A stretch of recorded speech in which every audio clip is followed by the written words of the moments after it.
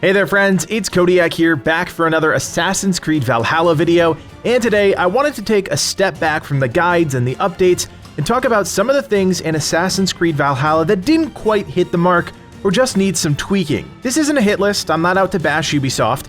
If you've watched the channel at all over the past month, you'll know I'm a big fan of the game, but that doesn't mean it's not without its faults. I spent a lot of time on the various Assassin's Creed subreddits and scrolling through Discord trying to gauge what players across the spectrum thought about the game.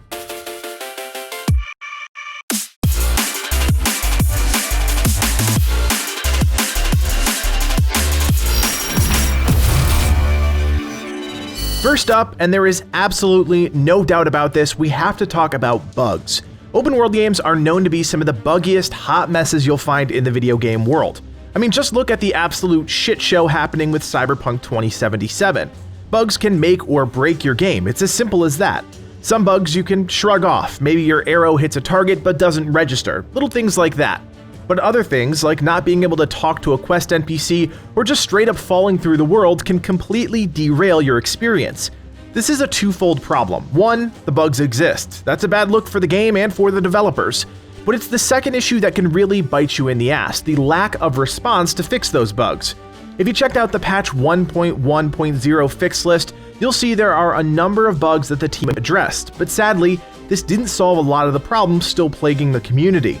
Before more content is added, before another big sweeping change happens, bugs should always be the first thing that developers address, especially ones that are universally holding back players from enjoying a game. Now, I'm not going to sit here and say that Ubisoft is ignoring bugs, but it's a big team with a lot of money. They have the means to fix their game, but will they? Things like this can erode a company's relationship with the fans, but hopefully this first sweeping pass is a good sign that things will continue to improve in the future. We know that Assassin's Creed Valhalla will be supported throughout all of 2021, which means plenty of time for the team to fix their game and focus on all those shiny new content updates they promised. We all know that history is a messy affair, especially during the Viking Age.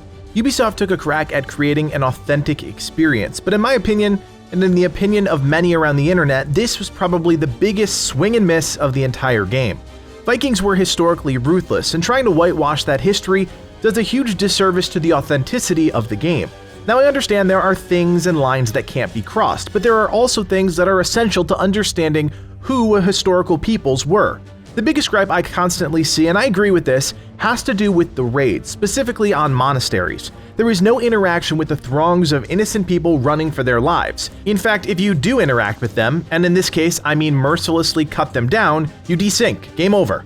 Now, the sad truth about Viking history is that they did not keep records of their conquests. Most of those historical accountings are from the peoples that they conquered.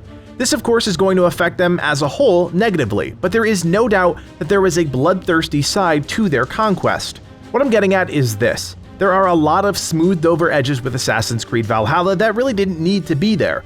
We're already beheading, maiming, and violently killing our enemies, so why not try and create a more realistic game by tapping into what actually happened? This is something that gets talked about with every Assassin's Creed game, but if Ubi was to go all in on a historical accuracy angle, it should have been with the Vikings. Alright, getting off my philosophical soapbox now and coming back down to reality to talk about gameplay or game systems. Maybe a bit of both. I don't think it will surprise anyone playing the game if I said Ubisoft needs to put a transmog system into Valhalla as soon as possible. With photo mode evolving beyond our wildest dreams and players used to the flexibility a cosmetic system allows, it's amazing that in 2020 we still have to beg for features like this. Transmog is one of those fundamental pillars that I think should be in pretty much every RPG game shipped moving forward, period. It allows players to express their creativity, and if that means better photos that circulate across the internet, that means more attention to a game. It's a win-win, and honestly, and I say this knowing jack all about developing a game, can't be that big of a deal. We're not talking about reinventing the car, we're talking about giving players the ability to change a shirt. Can't be that complicated. In fact, I know that it's something that's pretty much in every other modern Ubisoft game, including Immortals Fenyx Rising, so why was it left out of Valhalla? Given that Ubisoft has spent a lot of time creating custom armor sets for the game, I think transmog is a no-brainer, and hopefully it's something we'll see down the line. You may already know that the Ubisoft team has big plans for the JOMSVIKING system in the game, but at this point, they're pretty much useless. I was really hoping for more out of this system, and I think one simple change could really tide people over until the big JOMSVIKING update. Give players the ability to call in their Viking lieutenant to help with battles. Simple as that. We can already call in a wolf companion on command, so why not do the same thing with your Viking lieutenant? Heck, the system to call them in is already in place too. Pull out your warhorn, blow a sweet toot toot, and watch your custom-made Viking badass come rushing in from the side of the screen. Not only does this connect some of the systems already established in the game, but it makes the game feel more alive and helps prop up the JOMSVIKING system, which was a big selling point for the game pre-launch. I know that more is coming, but for now, a small tweak, and this could be a really fun addition to the game. Who thought it was a good idea to remove weapons from mounted combat? Does anyone know? Because seriously, that person deserves a relatively hard but not scathing slap across the face. The fact that you can only kick enemies from your mount is just absurd and really silly. Mounted combat has been a thing since the first horses were used in combat, so to completely ignore that for the sake of what I imagine is simplicity just seems like a cut corner. Not a big one, but still a way to save some time and money. I don't have much else to say on the issue, just let me swing my giant weapon from my giant horse.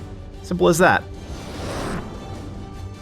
Well, I think it's time I address the elephant in the room, the one criticism I see about the game over and over and over again. Why the hell are there no one-handed swords in Assassin's Creed Valhalla? It's not like the developers don't know they exist, we see enemies swinging them around left and right, so why don't we have access to them in the game? Now, the logical answer is that axes really do take the place of swords in this case, but an axe isn't a sword. I don't think I need to point that out. I like to think in the back of my head that the team has a lineup of swords just waiting to release in a big update or possibly a DLC, but that's not a great answer to what many see to be one of the weirdest oversights of the entire game. It's not like it breaks Valhalla. Having one-handed sword doesn't really change anything, but it's just odd that one of the most common weapons of the entire age is not in the game. In fact, short swords were much more common than two-handed swords during this time period. The reason being is that the classic Viking setup usually involved a shield, and while the game likes to make us believe we can wield Excalibur with one hand, that's not exactly true. If they end up injecting a number of new items down the line, that would be great, but it still makes me wonder why omit them in the first place. We may never know. If you've reached Valhalla's endgame, you may be shocked to learn that, well, there is no real endgame. Of course, there are mysteries, artifacts, there's still stuff to do, but the game doesn't really have an endgame loop like we've come to know and love from other games. There isn't just one solution for this problem. It's a multi-pronged issue that requires some serious system integration. But as it currently stands, there's just not much to do after you quote-unquote complete the game. The team took a nice swing at creating more challenges by introducing scalable content with the latest patch, but that's more of a retuning than an introduction of a new system. We already know that daily quests are something the team is capable of doing, what with Reda and his Opal trade, but that's not exactly what I'm talking about either. There are opportunities here to keep players engaged between content updates, whether that be variable challenges, re-engagements with previously won areas, or just something else entirely. There's a big gaping hole right after you finish the game where you wonder what's there to do next, and it would be great if Ubisoft could come up with an answer to that question. Now, I know a lot of you will say, well, you can 100% the game, and that's true, there are plenty of side quests to complete and things to collect, but that's not entirely my point. There's nothing to challenge players that have reached the pinnacle of the game, thus giving them no reason to really log in and play. I'd wager a bet that this is something the team is already working on, taking the form of a new game plus or something like that, but it's still worth pointing out and still worth discussing. And there you have it, friends, some of the things that I think could take Assassin's Creed Valhalla to the next level. This is by no means every idea out there, so if you want to share your thoughts on what the team could do to improve the game, feel free to share your thoughts in the comments section below.